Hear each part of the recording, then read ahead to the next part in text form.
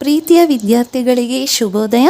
ಇಂದಿನ ತರಗತಿನಲ್ಲಿ ನಾವು ದ್ವಿತೀಯ ಭಾಷಾ ಕನ್ನಡ ಪಠ್ಯಪುಸ್ತಕದ ಮೊದಲನೇ ಗದ್ಯಪಾಠ ಆದಂತಹ ಒಣ ಮರದ ಗಿಳಿ, ಈ ಗದ್ಯಪಾಠವನ್ನು ಬರೆದಿರ್ತಕ್ಕಂಥವರು ಆರ ಮಿತ್ರ. ಬನ್ನಿ ಮಕ್ಕಳೇ, ಇವರ ಪರಿಚಯ ಮಾಡಿಕೊಳ್ಳುವ. ಲೇಖಕ ಆರ ಮಿತ್ರ, ಪೂರ್ಣ ಹೆಸರು ಅಕ್ಕಿ ಹೆಬ್ಬಾಳು ರಾಮಣ್ಣ ಮಿತ್ರ. ಏನಿವರ ಪೂರ್ಣ ಹೆಸರು? ಅಕ್ಕಿ ಹೆಬ್ಬಾಳು ರಾಮಣ್ಣ ಮಿತ್ರ. ಇವರ ಕಾಲ 1935. ಸ್ಥಳ ನೋಡೋದಾದರೆ ಮಂಡ್ಯ ಜಿಲ್ಲೆಯ ಅಕ್ಕಿ ಹೆಬ್ಬಾಳು. ಇವರ ಸೇವೆ ಉಪನ್ಯಾಸಕ, ರೀಡರ್, ಪ್ರೊಫೆಸರ್, ಪ್ರಿನ್ಸಿಪಾಲರಾಗಿ ಸೇವೆ ಸಲ್ಲಿಸಿದ್ದಾರೆ. ಹಾಗೂ ಇವರ ಬರೆದಿರ್ತಕ್ಕಂತಹ ಪ್ರಬಂಧಗಳನ್ನ ನೋಡೋದಾದರೆ ಆರತಕ್ಷತೆ ಮತ್ತು ಇತರ ಪ್ರಬಂಧಗಳು, ನಾನೇಕೆ ಕೊರೆಯುತ್ತೇನೆ ಮತ್ತು ಇತರ ಪ್ರಬಂಧಗಳು. ಕೃತಿಗಳು: ಚಂದೋಮಿತ್ರ, ಕನ್ನಡ ಮೇಘದೂತ, ವಚನಕಾರರು ಮತ್ತು ಶಬ್ದಕಲ್ಪ, ಮಹಾಭಾರತ ಪಾತ್ರ ಸಂಗತಿಗಳು, ಒಳನೋಟಗಳು, ಕವಿಗಳ ಬೆನ್ನೇರಿ, ಕೈಲಾಸಂ ಬದುಕು ಬರಹ ಮುಂತಾದವು. ಈಗ ಇವರಿಗೆ ದೊರಕಿರ್ತಕ್ಕಂತಹ ಪ್ರಶಸ್ತಿಗಳನ್ನು ನೋಡುವ. ಶ್ರೀಯುತರಿಗೆ ನವರತ್ನ ಪ್ರಶಸ್ತಿ, ವರ್ಧಮಾನ ಪ್ರಶಸ್ತಿ, ಗೊರೂರು ಸಾಹಿತ್ಯ ಪ್ರಶಸ್ತಿ ಮತ್ತು ಕಾವ್ಯಾನಂದ ಪುರಸ್ಕಾರ ಹಾಗೂ ಧರ್ಮಶ್ರೀ ನಗೆರಾಜ ಪ್ರಶಸ್ತಿಗಳು ಲಭಿಸಿವೆ. ಮಕ್ಕಳೇ, ಈ ಗದ್ಯಪಾಠದ ಆಕರ ಗ್ರಂಥ ಯಾವುದು? ಮಹಾಭಾರತ ವ್ಯಾಸ ಪಾತ್ರ ಸಂಗತಿಗಳು. ಮಕ್ಕಳೇ, ಈಗ ಅಭ್ಯಾಸ. ಮೊದಲನೇದು ಪದಗಳ ಅರ್ಥ. ಪದಗಳ ಅರ್ಥದಲ್ಲಿ ಮೊದಲನೇದಾಗಿ ನಾವು ಆಶ್ಚರ್ಯ, ಅದು ತತ್ಸಮ ಪದ, ಅದಕ್ಕೆ ತದ್ಭವ ಅಚ್ಚರಿ, ಅದರ ಅರ್ಥ ಬೆರಗು. ಕಳಕಳಿಸು, ಕಳಕಳಿಸು ಅಂದರೆ ಮನೋಹರ, ಪ್ರಕಾಶಿಸು ಅಥವಾ ಹೊಳೆ. ಗಳಿಗೆ, ಇದು ತದ್ಭವ ಪದ ಗಳಿಗೆ. ಇದರ ಸಂಸ್ಕೃತ ಪದ ನೋಡೋದಾದರೆ ಘಟಿಕ. 24 ನಿಮಿಷಗಳ ಕಾಲ, 24 ನಿಮಿಷಗಳ ಕಾಲ, ಅದಕ್ಕೆ ನಾವು ಗಳಿಗೆ ಅಂತ ಹೇಳ್ತೇವೆ. ದುರ್ಬರ, ಧರಿಸಲಾಗದುದು ಅಥವಾ ಹೊರಲಾಗದುದು. ನಂಜು, ವಿಷ, ಪೊಟರೆ, ಮರದೊಳಗನ ಟೊಳ್ಳಾದ ಭಾಗ, ಮರದೊಳಗನ ಟೊಳ್ಳಾದ ಭಾಗ. ಭೋಗ, ಸುಖದ ಅನುಭವ, ಭೋಗ ಅಂದರೆ ಸುಖದ ಅನುಭವ. ಲೋಕವರ್ತನೆ, ಲೋಕದ ಜನರ ನಡವಳಿಕೆ, ಅದಕ್ಕೆ ಲೋಕವರ್ತನೆ. ಸಂತೋಷ, ಸಂತಸ, ಸಂತೋಷ, ಸಂತಸ. ಸಿರಿ, ಶ್ರೀ ಅಂದರೆ ಸಂಪತ್ತು. ಆಶ್ರಯ, ಆಸರೆ. ಸೊ ತತ್ಸಮ ತದ್ಭವ ಪದಗಳನ್ನ ನೀವು ಕಲ್ತ್ಕೋಬೋದು ಮಕ್ಕಳೇ. ಆಶ್ರಯ ತತ್ಸಮ ಆದರೆ ಆಸರೆ ತದ್ಭವ. ಇದರ ಅರ್ಥ ಏನು? ಅವಲಂಬನೆ. ಕೃತಜ್ಞ, ಕೃತಜ್ಞ ಉಪಕಾರ ಸ್ಮರಣೆ ಇಲ್ಲದವನು. ಮಕ್ಕಳೇ, ನೀವು ಗಮನಿಸಬೇಕು, ಕೃತಜ್ಞ ಮಹಾಪ್ರಾಣ ಜ್ಞ ಬಂದಾಗ ಉಪಕಾರ ಸ್ಮರಣೆ ಇಲ್ಲದವನು ಅಂತ ಅರ್ಥ ಆಗತ್ತೆ. ಅನುನಾಸಿಕ ಜ್ಞ ಬಂದರೆ ಉಪಕಾರ ಸ್ಮರಣೆ ಮಾಡುವವನು ಅಂತ ಅರ್ಥ. ಅರ್ಥ ಆಯ್ತಾ? ತತ್ವನಿಷ್ಠೆ, ನಂಬಿದ ವಿಚಾರಗಳಿಗೆ ಬದ್ಧನಾಗಿರುವುದು ಅಥವಾ ಶ್ರದ್ಧೆ ತೋರುವುದು, ಅದಕ್ಕೆ ತತ್ವನಿಷ್ಠೆ. ತತ್ವನಿಷ್ಠೆ ಅಂದರೆ ಶ್ರದ್ಧೆ ತೋರುವುದು. ದುರದೃಷ್ಟ, ಕೆಟ್ಟ.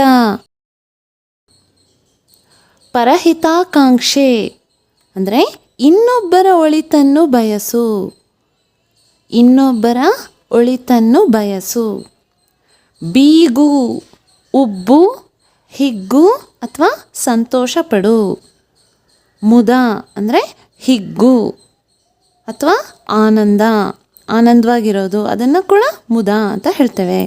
ವರ, ಕೊಡುಗೆ, ವರ ಅಂದರೆ ಕೊಡುಗೆ. ಸಮೃದ್ಧಿ, ಸಂಪತ್ತು, ಏಳಿಗೆ. ಮಕ್ಕಳೇ, ಈಗ ಒಂದು ವಾಕ್ಯದಲ್ಲಿ ಉತ್ತರಿಸಿ. ಮೊದಲನೇ ಪ್ರಶ್ನೆ ನೋಡುವ.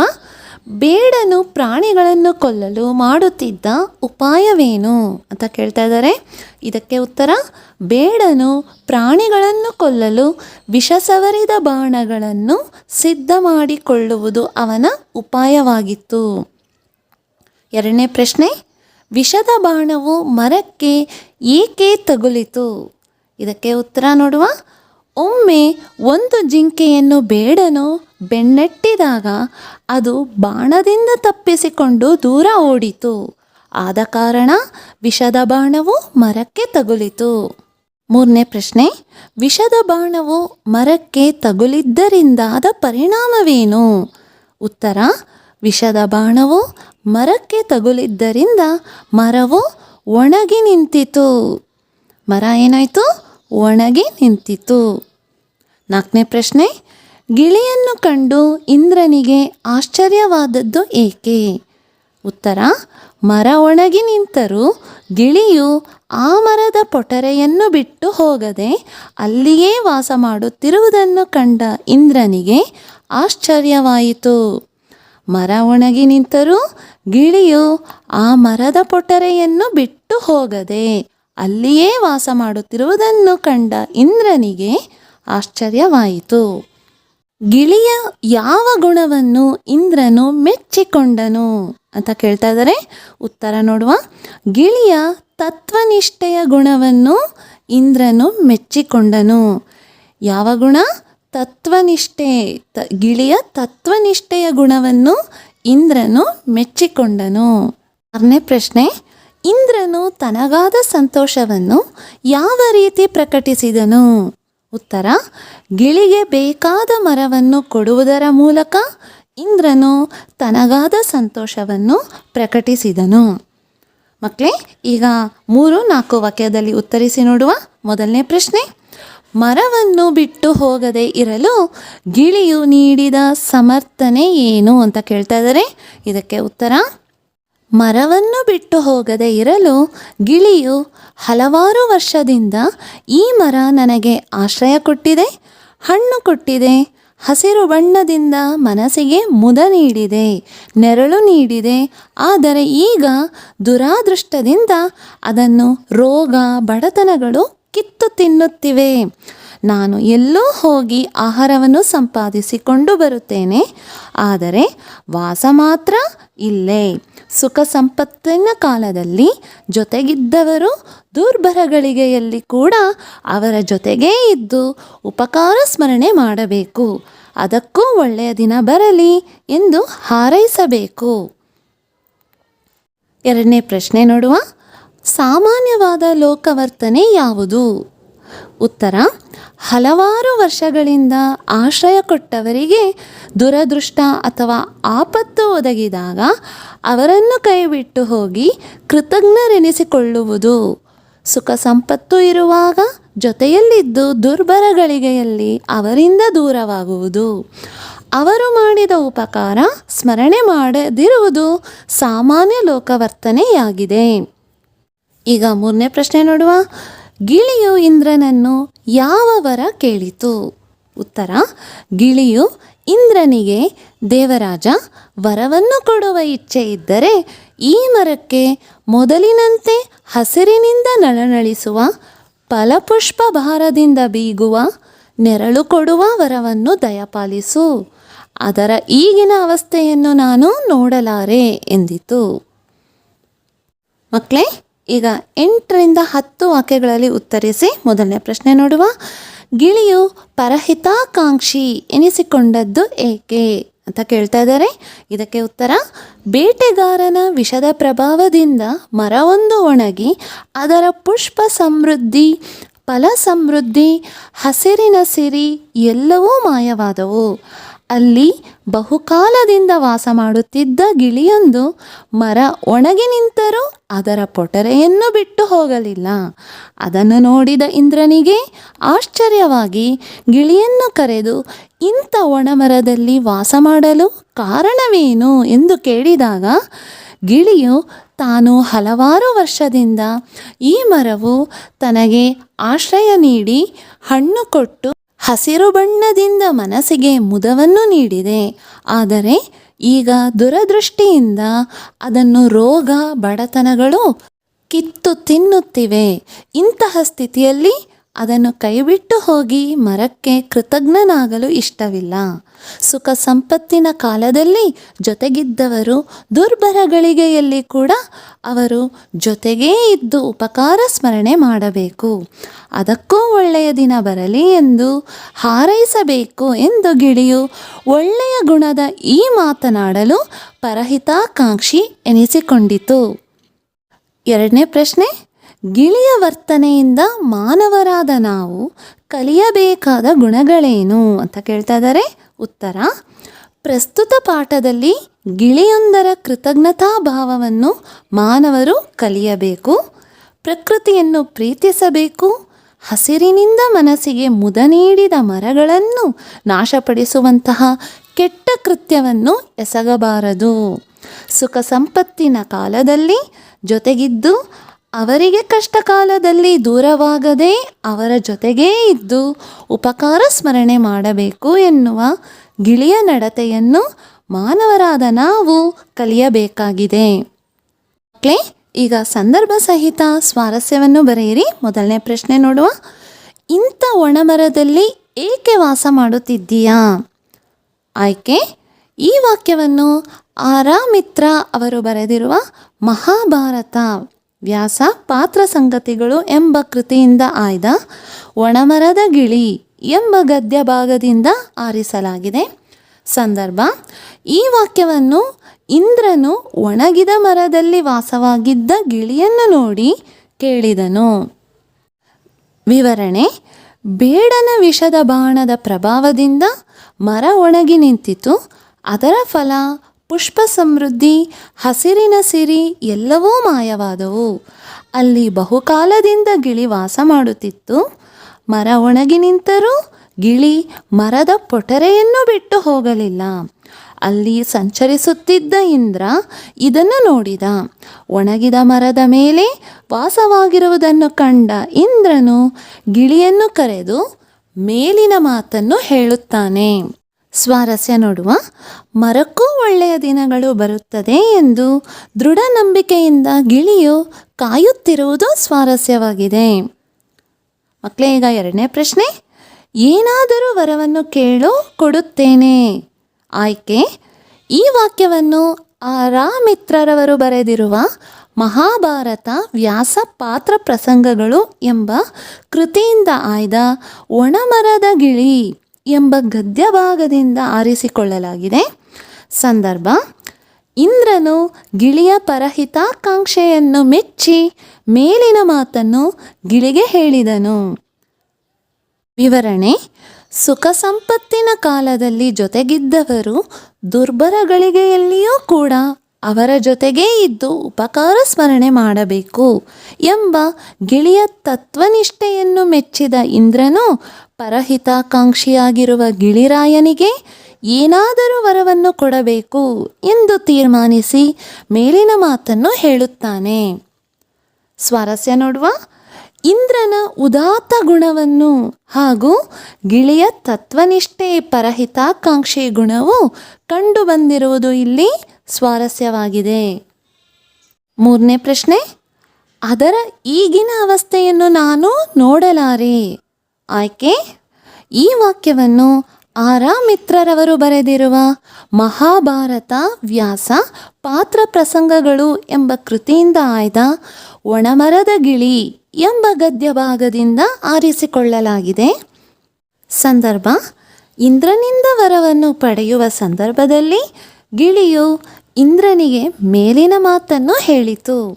ವಿವರಣೆ: ಗಿಳಿಯ ತತ್ವನಿಷ್ಠೆಯನ್ನು ಮೆಚ್ಚಿದ ಇಂದ್ರನು ಅದಕ್ಕೆ ಏನಾದರೂ ವರವನ್ನು ಕೊಡಬೇಕೆಂದು ತೀರ್ಮಾನಿಸಿ ಏನಾದರೂ ವರವನ್ನು ಕೇಳು, ಕೊಡುತ್ತೇನೆ ಎಂದನು.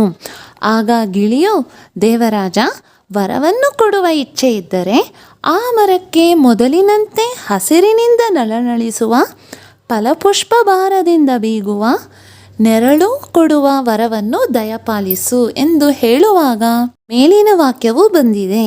ಸ್ವಾರಸ್ಯ: ಗಿಳಿಯ ಪರಹಿತಾಕಾಂಕ್ಷೆಯ ಗುಣವನ್ನು ವರ್ಣಿಸಿರುವುದು ಇಲ್ಲಿ ಸ್ವಾರಸ್ಯ ಪೂರ್ಣವಾಗಿದೆ. ಮಕ್ಕಳೇ, ಈಗ ಭಾಷಾಭ್ಯಾಸ ಚಟುವಟಿಕೆಗಳನ್ನು ನೋಡುವ. ಮೊದಲೆರಡು ಪದಗಳಿಗಿರುವ ಸಂಬಂಧದಂತೆ ಮೂರನೆಯ ಪದಕ್ಕೆ ಸಂಬಂಧಿಸಿದ ಪದ ಬರೆಯಿರಿ ಅಂತ ಕೇಳ್ತಾ ಇದ್ದಾರೆ. ಮೊದಲನೇ ಪ್ರಶ್ನೆ ಹೀಗಿದೆ: ಆಶ್ರಯ ಆಸರೆ ವರ್ಣ ಡ್ಯಾಶ್. ಆಶ್ರಯ ಪದಕ್ಕೆ ಆಸರೆ ಯಾವ ಸಂಬಂಧ ಬರ್ತದೆ? ಅದು ಸಮಾನಾರ್ಥಕ ಪದ ಉಂಟು. ಹಾಗಾಗಿ ವರ್ಣ ಅಂದರೆ ಬಣ್ಣ. ಆಶ್ರಯ ಆಸರೆ ಆದರೆ ವರ್ಣ ಏನಾಗುತ್ತದೆ? ಬಣ್ಣ. ಎರಡನೇ ಪ್ರಶ್ನೆ: ಉಪಕಾರ ಅಪಕಾರ ಅದೃಷ್ಟ ಡ್ಯಾಶ್. ಉಪಕಾರ ಪದಕ್ಕೆ ಅಪಕಾರ ಪದವು ವಿರುದ್ಧಾರ್ಥಕ ಪದವಾಗ್ತಾ ಉಂಟು. ಹಾಗಾಗಿ ಅದೃಷ್ಟಕ್ಕೆ ವಿರುದ್ಧಾರ್ಥಕ ಪದ ಏನಾಗುತ್ತೆ ಅಂತ ಕೇಳ್ತಾ ಇದ್ದಾರೆ. ಏನಾಗುತ್ತೆ? ದುರದೃಷ್ಟ. ಮೂರನೇ ಪ್ರಶ್ನೆ ನೋಡುವ: ಗುರಿಯಾಗೋ ಆಗಮ ಸಂಧಿ ಆದರೆ ಪರಹಿತಾಕಾಂಕ್ಷಿ ಯಾವ ಸಂಧಿ? ಮಕ್ಕಳೇ, ಇದು ಸವರ್ಣ ದೀರ್ಘ ಸಂಧಿ ಅನಿಸಿಕೊಳ್ಳುತ್ತದೆ. ಜಿಂಕೆ ರೂಢನಾಮ ಆದರೆ ಇಂದ್ರ ಡ್ಯಾಶ್. ಇಂದ್ರ ಅಂಕಿತ ನಾಮ. ಐದನೇ ಪ್ರಶ್ನೆ: ಕೃತಜ್ಞತೆ ಉಪಕಾರ ಸ್ಮರಣೆ ಕೃತಜ್ಞತೆ ಉಪಕಾರ ಸ್ಮರಣೆ ಇಲ್ಲದೆ ಇರುವುದು ಹೇಗೆ ಅಂತಂದರೆ ಮಕ್ಕಳೇ, ಇಲ್ಲಿ ನೋಡಬಹುದು ನೀವು ವ್ಯಂಜನಗಳ ವ್ಯತ್ಯಾಸ ಉಂಟಾಗ್ತಿದೆ. ಮೊದಲನೇದಾಗಿ ನೋಡ್ತಾ ಇದ್ದೀವಿ ನಾವು ಕೃತಜ್ಞತೆ, ಅಲ್ಲಿ ಅನುನಾಸಿಕ ವ್ಯಂಜನ ಬಳಸಿದಾಗ ಅದರ ಅರ್ಥ ಉಪಕಾರ ಸ್ಮರಣೆ ಆಗುತ್ತಾ ಉಂಟು. ಕೃತಜ್ಞತೆ ಮಹಾಪ್ರಾಣಾಜ್ಞ ಬಂದಾಗ ಉಪಕಾರ ಸ್ಮರಣೆ ಇಲ್ಲದೆ ಇರುವುದು ಅನ್ನುವಂತಹ ಅರ್ಥ ಸಿಗ್ತಾ ಉಂಟು. ಈಗ ಮುಂದಿನ ಭಾಗದಲ್ಲಿ ಕೆಳಗಿನ ಪದಗಳನ್ನು ಬಿಡಿಸಿ ಸಂಧಿ ಹೆಸರಿಸಿ ಅಂತ ಕೇಳ್ತಾ ಇದ್ದಾರೆ. ಸೊ ಬನ್ನಿ ನೋಡುವ. ಮೊದಲನೇ ಪ್ರಶ್ನೆ: ಬೆನ್ನೆಟ್ಟು. ಬೆನ್ನೆಟ್ಟು ಬೆನ್ನು ಪ್ಲಸ್ ಅಟ್ಟು. ಇದು ಯಾವ ಸಂಧಿ ಆಗ್ತದೆ? ಲೋಪ ಸಂಧಿ. ಬೆನ್ನು ಪ್ಲಸ್ ಅಟ್ಟು ಲೋಪ ಸಂಧಿ. ಎರಡನೇ ಪ್ರಶ್ನೆ: ಬಾಣವನ್ನು. ಇದನ್ನು ಬಿಡಿಸಿದಾಗ ಬಾಣ ಪ್ಲಸ್ ಅನ್ನು ಆಗಮ ಸಂಧಿ. ಮೂರನೇ ಪ್ರಶ್ನೆ: ಕಾಶಿಯಲ್ಲಿ. ಇದನ್ನು ಬಿಡಿಸಿದಾಗ ಕಾಶಿ ಪ್ಲಸ್ ಅಲ್ಲಿ, ಇದು ಸಹ ಆಗಮ ಸಂಧಿ. ಕಾಶಿ ಪ್ಲಸ್ ಅಲ್ಲಿ ಕಾಶಿಯಲ್ಲಿ ಯಕಾರಾಗಮ ಸಂಧಿ ಆಗ್ತಾ ಉಂಟು. ಯಕಾರ ಬರ್ತಾ ಇರೋದ್ರಿಂದ ಇಲ್ಲಿ ಯಕಾರಾಗಮ ಸಂಧಿ ಆಗ್ತಾ ಉಂಟು. ಇಲ್ಲಿ ನೋಡಿದಾಗ ನಮಗೆ ಬಾಣ ಪ್ಲಸ್ ಅನ್ನು ಬಾಣವನ್ನು ವಕಾರ ಬರ್ತಾ ಇದೆ. ಹಾಗಾಗಿ ಇದು ವಕಾರಾಗಮ ಸಂಧಿ ಅಂತ ಅನಿಸ್ಕೊಳ್ಳುತ್ತದೆ. ಈಗ ನೆಕ್ಸ್ಟ್ ಮೇನ್: ಕೆಳಗಿನ ಪದಗಳಿಗೆ ತತ್ಸಮ ತದ್ಭವ ರೂಪಗಳನ್ನು ಬರೆಯಿರಿ. ಮೊದಲನೇ ಪ್ರಶ್ನೆ: ರಾಯ ರಾಜ, ಸಿರಿ ಶ್ರೀ, ವರ್ಷ ವರುಸ, ಜನ್ಮ ಜನುಮ, ಆಶ್ಚರ್ಯ ಅಚ್ಚರಿ. ಮಕ್ಕಳೇ, ಈಗ ವಿರುದ್ಧಾರ್ಥಕ ಪದ ಬರೆಯಿರಿ. ಅದರಲ್ಲಿ ಮೊದಲನೇ ಪ್ರಶ್ನೆ ನೋಡುವ. ಬಡತನ, ಇದಕ್ಕೆ ವಿರುದ್ಧಾರ್ಥಕ ಪದ ಏನು?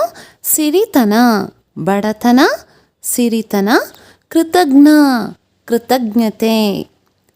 ಫಲ ವಿಫಲ. ಪರಹಿತ ಸ್ವಹಿತ. ಪರಹಿತ ಸ್ವಹಿತ. ರೋಗ ನಿರೋಗ. ರೋಗ ನಿರೋಗ. ಮಕ್ಕಳೇ, ಈಗ 10th ಮೇನ್: ಮಾದರಿಯಂತೆ ಗಾರ ತನ ಪ್ರತ್ಯಯಗಳಿಗಿರುವ 5 ಪದಗಳನ್ನು ಬರೆಯಿರಿ. ಮಾದರಿ ನೋಡುವ. ಬೇಟೆಗಾರ ಬಡತನ. ಇಲ್ಲಿ ನೋಡಬಹುದು ಪ್ರತ್ಯಯ ಯಾವುದು? ಗಾರ.